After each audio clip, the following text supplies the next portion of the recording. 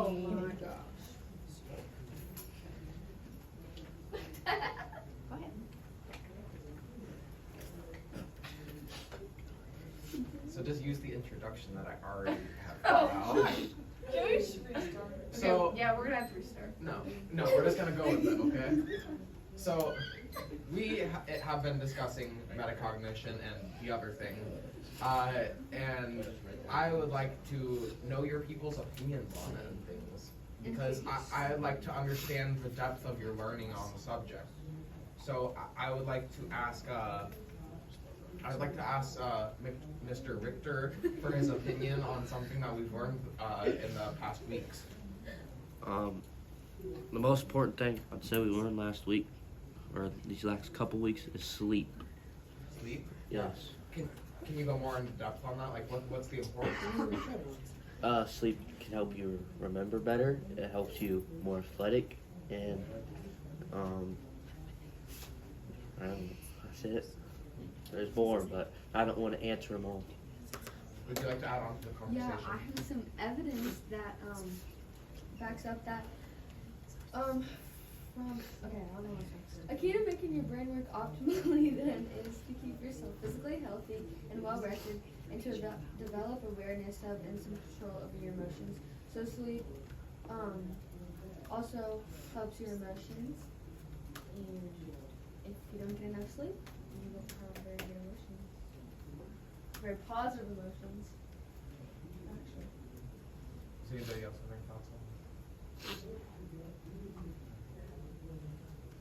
And positive emotions can factor into any reading and writing strategies, because people actually remember more of what they hear and read if they have a positive emotional state when they hear or read it.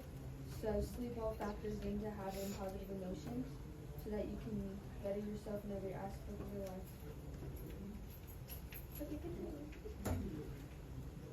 Somebody has to do something. I can't always bring in people to this. Sam, got anything else to? Got any reading or writing strategies that you find most helpful? How about you, Camden? I agree with Becca, and the text I found was from What You Should Know About Your Brain. And it says, when you're not stressed by negativity emotions, you can control what information makes up into your brain. I'd like to agree with that too, because sleep is really important, as Mr. Richter there said, and it helps to prevent diseases and things of the such, and it just makes everything pretty much better for you overall, which greatly affects your mind and learning.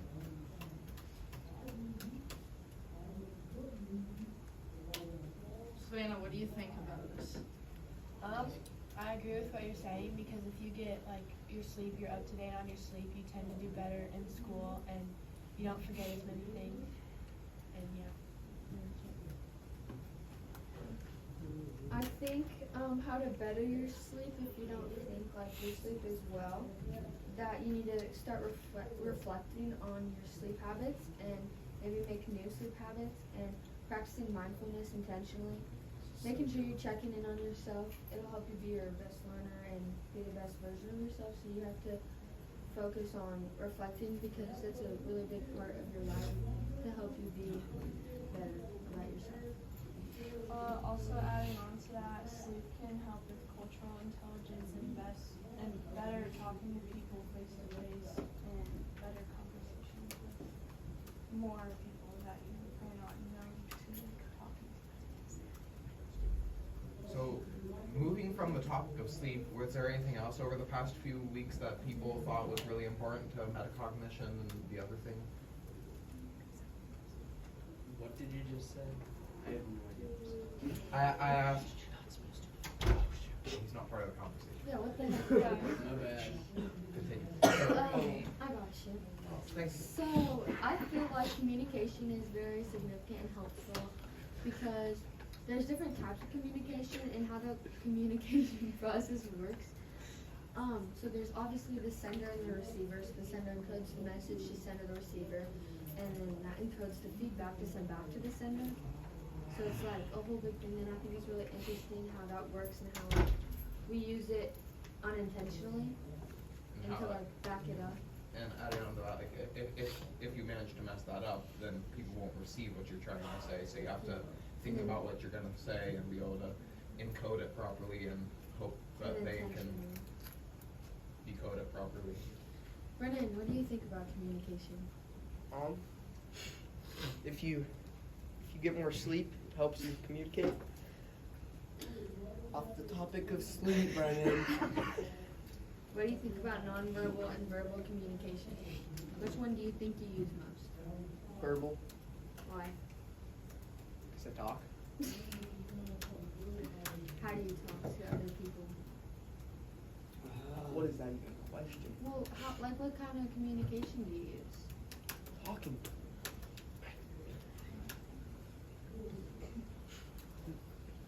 Sai, what do you think? No. What do you think, Gracie? So, Brendan, what texts that we have like read and stuff in class helped you learn that?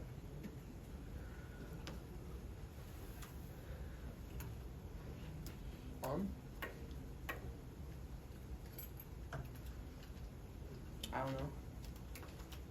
That's interesting, Brendan. How about you, Rogan? I'm sorry, I'm having a hard time right now. Didn't you nudge?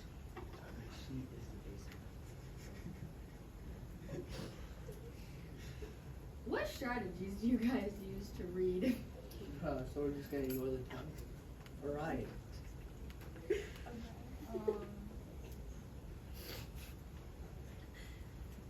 What reading strategies do you guys find most helpful? What's that to do with communication? Because I like to read over whatever I read a few times to Right. help get it in my brain, you know, help really understand the text. Yeah, going with that, I also like to discuss it with like friends or like in a pod together and then discuss it as a class. It helps me understand it more. what Savannah said about understanding also brings up like what do you think you learned about yourself as a learner? Like how do you guys think you learn the best? I probably learn the best by like interacting like with things like physical. The way I learn the best is to just be able to work with something on my own, to be able to understand it, and then if I need help, to ascertain it. Sam, how do you learn best? Paying attention, helping with others, and asking questions when I need help. I think that's really important. That's a What do you good way to think, learn. Gracie? Sam.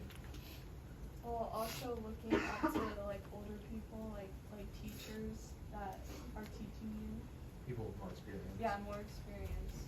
They're the ones teaching you and you're learning. Richie, how do you learn best, of course? Hands-on, I guess. So you would agree with Gracie, yes. Yeah. Yeah, I agree with Carter and Gracie. Probably the same things though. What about you, Camden? By saying open my eyes. Your visual learner? Yes. How about you, Sam? You already asked. What about you, Josiah? Yeah, what about you, Josiah? How do you learn best? Both. Both? Both what? Both what? Like a combination of the two? The visual and hands-on. Yes, same Joe. I agree. Not Can you explain that further? No. Please. It's pretty self-explanatory. Do you have any examples of how you learn best? No. You don't want to hear my example. Just personal experience. No.